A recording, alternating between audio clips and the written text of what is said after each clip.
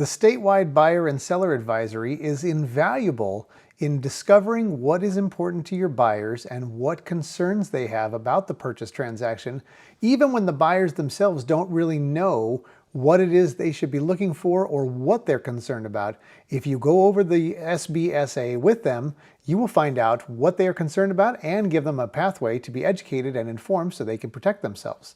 So let's take a look at the form. So here is our statewide buyer and seller advisory, known as the SBSA. And in here, it informs the buyers about their rights and duties and other things that they should be looking into to protect themselves.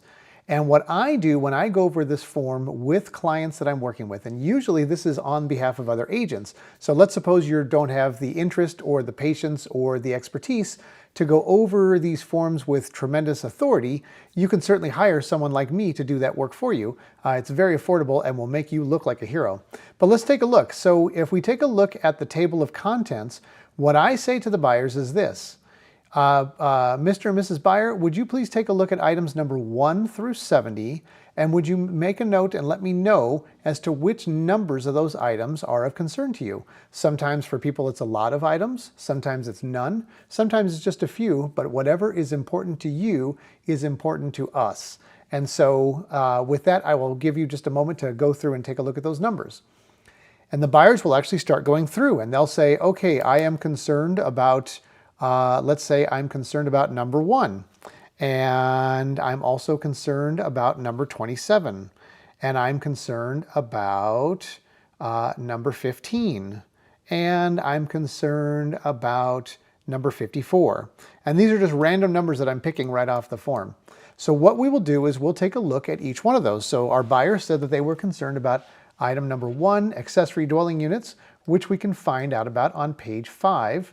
And you'll see down here, we'll go down to page 5, and here's the section about accessory dwelling units. And what we'll do is we will talk about their concerns about accessory dwelling units. We'll read this paragraph together, and we'll find out what their concerns are so that we can give recommendations to where they should go for resources. Sometimes we can answer the questions right there and do away with whatever their concern is. Other times, it does cause them to go down a pathway of getting more information. So we'll read that one, and then we'll find their point of satisfaction, and then we'll say, okay, let's go on to the next one. The next one that they were interested in was number 27, home warranty. So sometimes a lot of buyers have never had a home warranty. They don't know anything about it. That's on page 12. So we scroll down to page 12, and we talk about the different home warranty options and home warranty concerns. And where is our, there it is right here, home warranty. So we'll read this paragraph together, and then we'll talk about some of the benefits of a home warranty, some of the limitations that home warranties have, that they're usually going to just band-aid repair things, but give people clarity where sometimes they have a misimpression, like a misinterpretation, that a home warranty is going to be there to pay for the complete renovation of their home. And if you've ever dealt with a home warranty, you know that's not what it's for. So going through this motion can help that buyer have a better understanding of what it's actually all about.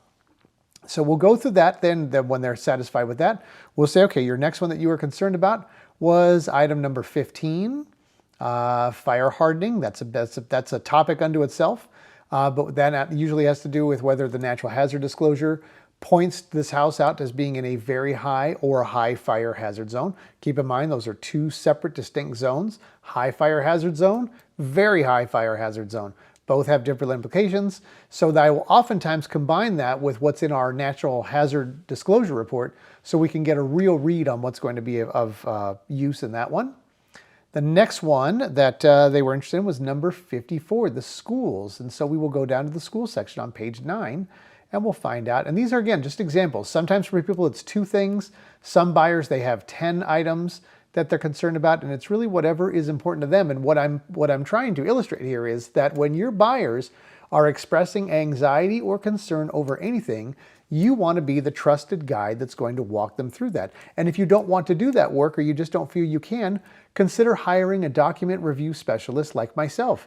My name is Jason Ross. I have been a realtor for 20 years. I'm a licensed broker, and I do a lot of this work for other agents who are in escrow with buyers. So if I can ever be of help to you, consider giving me a call. It's the most affordable thing you will ever do to benefit your client and glue them to seeing you as the trusted professional. So we'll go down to our section about schools right here. and we'll look at the situation of what it says about schools, and we'll read the section together, find out what their concerns are. Sometimes for people, it's thinking about it after they've gone into escrow, about what are the schools that my address with this house are going to feed into.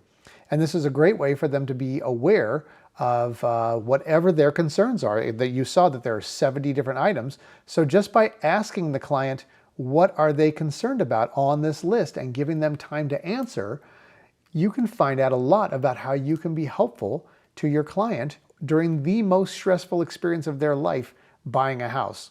And again, if you are not feeling comfortable leading them in that way, or having that kind of consultation, consider using a documents review specialist like myself. I am the original.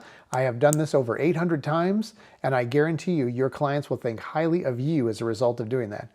So I hope you found this video helpful. If you did, please give it a thumbs up. Consider subscribing, and please share this with other agents that you think would benefit from this. Consider perhaps, if you found this useful, maybe tell your office manager that you'd like to see other agents in the office use a service like mine to help clients through things like this. Thanks again for watching, and I'll talk to you soon.